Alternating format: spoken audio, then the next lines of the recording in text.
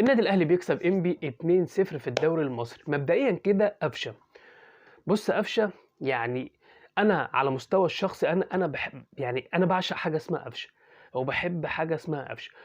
وانا بقول لك مفيش لاعب زيه تاني في النادي الاهلي معايا او تختلف. انا زي ما بقول لك، ويعني مش عايز ابالغ واقول لك ان مفيش لاعب تاني في مصر الا لو عبد الله السعيد خلاص بطل. عبد الله السعيد لو بطل انا بقول لك مفيش لاعب تاني زي قفشه في مصر. كلام جميل في الوقت الحالي. قفشه لاعب كبير، لاعب تقيل، عارف يعني ايه النادي الاهلي، عارف يعني ايه تيشيرت النادي الاهلي. عايز ينزل يعمل كل حاجه في الكوره، عايز يجيب اجوان، مش عايز يشوف النادي الاهلي خسران. العيله بتاعته كلها اهلاويه، اب وام واخوات، والعيله كلها اهلاويه. هو ذات نفسه بيقول لك انا كان نفسي اجي الاهلي. بيعشق حاجه اسمها النادي الاهلي، ما بيحبش يشوف الاهلي خسران. تمام، وعارف يعني ايه جمهور النادي الاهلي، وعارف يعني ايه شعبيه النادي الاهلي. بس الضغوط يا جماعه اللي عليه، الضغوط اللي بتوصل لاي لاعب انه يبقى الجون فاضي مش عارف يشوط الكوره، زي ما شايفين محمد شريف ده، هتكلم عليه شويه كده. يا جماعه نخف من على اللاعب شويه. يعني حتى لو انت هتنتقده ماتش، ما يبقاش صبح وليل وظهر وعصر وكل وقت. ما مش معنى ان هو ضيع ضربة جزاء عشان هو داخل عايز يحطها وعايز يقول انا اهو، وعايز يكسب او عايز يعمل حاجة للنادي او عايز يفرح الجمهور او عايز يرجع ويرجع ثقته في نفسه، يبقى الراجل خلاص يعني غلط الغلطة اللي مفيش زيها. بالعكس، الراجل يعني عايز يعمل حاجة للنادي الأهلي، عايز يفرّح الجمهور، عايز يكسب، عايز حاجات كتير.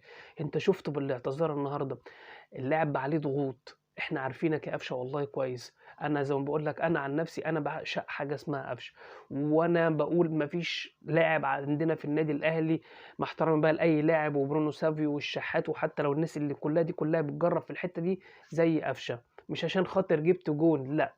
أنا ما زي ما باقول لك، أنت ممكن ما تجيبش أجوان طول الموسم على قلبي زي العسل. ليه يا باشا؟ هاقول لك يا باشا، أنت عندك علي معلول، هل هو كل ماتش بيجيب جون؟ لأ، بس راجل بيعمل اللي عليه والزيادة. هل السولية كل ماتش بيجيب جون؟ لأ. محمد عبد المنعم؟ لأ.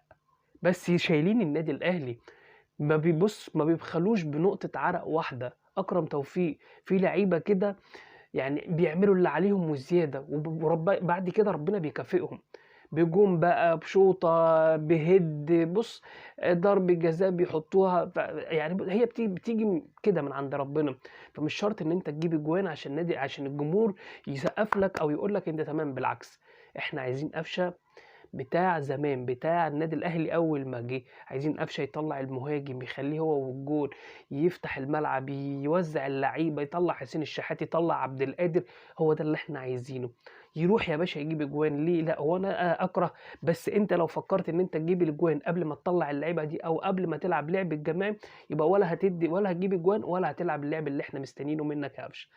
فاحنا عايزين منك اكتر من كده، ونتمنى ان انت ترجع قفشه اللي احنا مستنيينه. ده بالنسبه لقفشه.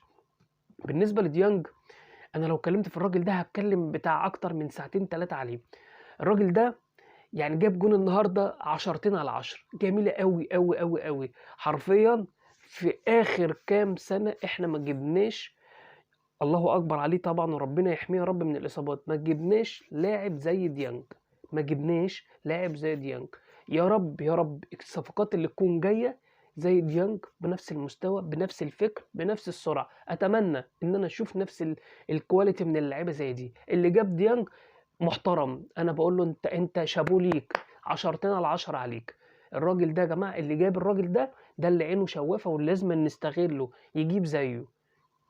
مع احترامي بقى لأي لاعب جه، احنا بقالنا كام سنة مضروبين في موضوع الأفارقة، ما عدا صفقة ديانج فقط لا غير. ما شاء الله عليه، ما شاء الله، ربنا يحرسك يا رب وتدي للأهلي كمان وكمان أكتر. أنت ما شاء الله، يعني الله أكبر عليك، وحش في نص الملعب. ربنا يا رب يحرسك من الإصابات. ده بالنسبة لديانج. مش عايز أطول عليكم يا جماعة. يعني مش واخدين بالكم كده إن إحنا عندنا المهاجمين ما بقتش تجيب أجوان؟ مش واخدين بالكم ان انت بقى عندك مشكله، ان يعني هي كده مشكله. انت محمد شريف يعني حرفيا بنقول سريع وبنقول خطاف وما كانش بيسيب فرصه. حرفيا محمد شريف النهارده مش عارف يعمل ايه، يعني مش عارف ياخد القرار.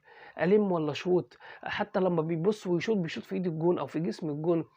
يا جماعة في حاجة غلط، يا جماعة يعني أنا مش عارف والله يعني نقول مثلًا نجيب واحد يعلّم المهاجمين بتاعة النادي الأهلي اللي بنجيبها اللي بتكون مخلّصة الدنيا في النوادي التانية، يعلّمها إزاي تجيب أجوان، إزاي يلِم الجون، إزاي يعني يا جماعة والله يعني هاقول إيه بس، برضه أنا عارف إن اللاعب عليه ضغط جامد أوي زيه زي قفشة النهارده، وإن محمد شريف لو حط جون ورجع في التاني وفي التالت هيرجع محمد شريف. يعني هاقول لكم إيه، خفّوا الضغط على اللعيبة، بس للأسف يا جماعة والله إحنا لعيبة النادي الأهلي أو رجالة النادي الأهلي من ساعة ما طلعنا كده من الدنيا الرجالة اللي كانت في النادي الأهلي كلّهم عوّدونا على المكسب، عوّدونا إن إحنا نشوف بطولات، عوّدونا إن لو في ماتش تعادلوا المُطوشة اللي بعديها كلّها بيبقى ما فيش، بيبقى sorry يعني سواد على الفرق كلّها، مع احترامي لأي فريق، ده اللي إحنا شُفناه طول عمرنا واتربينا عليه. فإنما نتعادل ماتش والتاني والتالت والرابع ليه؟ عشان ما عندنا المهاجمين مش عارفين يخلّصوا الفُرَص، كل مهاجم ييجي له من 3 ل4 فُرَص أجوان حقيقيين وما يخلّصش ورا كورة تبقى كارثة.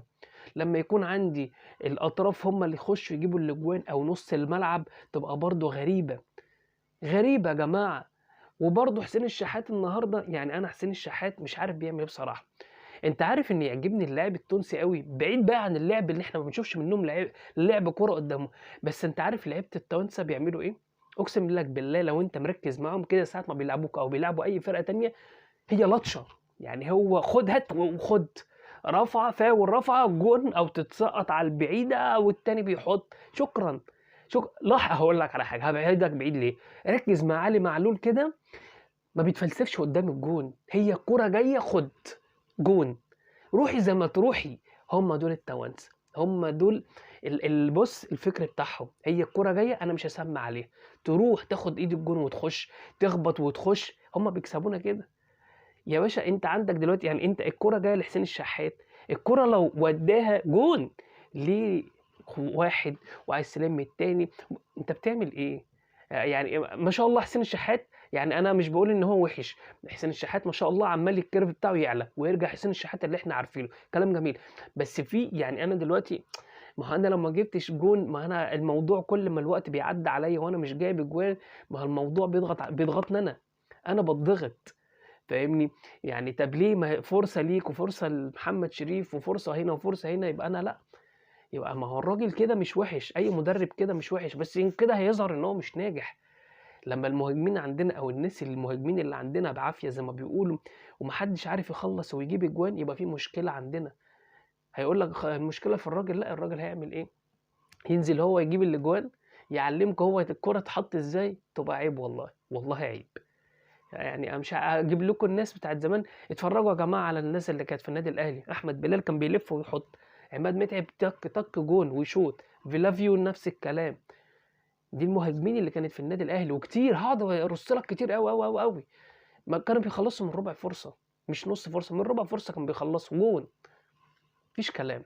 عشان ما أطوّلش عليكم وعشان الوقت ما يسحبش مننا كتير، عايز أتكلّم على آخر حاجة، كوتش كولر.